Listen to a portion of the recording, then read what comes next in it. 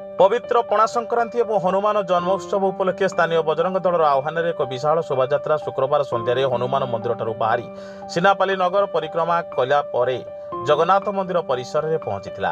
सेठारे खड़ियालू आसीथिबा कलाकारंक द्वारा भजन परिवेषण करागला परे हजार हजार श्रद्धालु अन्नप्रसाद ग्रहण करथिले।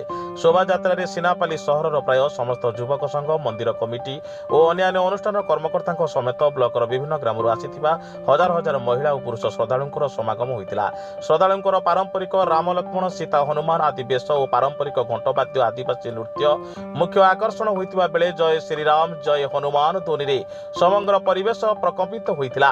पूर्व सकाळे स्थानीय हनुमान मंदिर में सामूहिक पूजा और हनुमान चालीसा पाठ पर समिति तरफ सहर विभिन्न छकरे पणा बंटन करा जायतिला। कार्यक्रम में बैशाम्फयन मेहर हितेश भगती डंबरुधर मेहर नीलमणि मेहर प्रदीप जैन तुलसीराम मेहर प्रमोद पंडा प्रियरंजन मेहर त्रिनाथ मेहर मोहन दास वैष्णव मेहर अतुल पात्र गौतम मेहर प्रमुख मान्यगण व्यक्ति उपस्थित थे।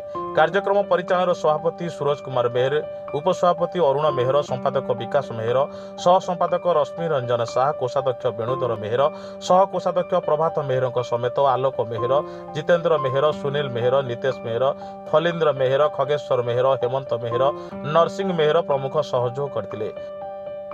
नुआपड़ा जिलूर कार्तिक दुरिया रिपोर्ट साई सत्य न्यूज।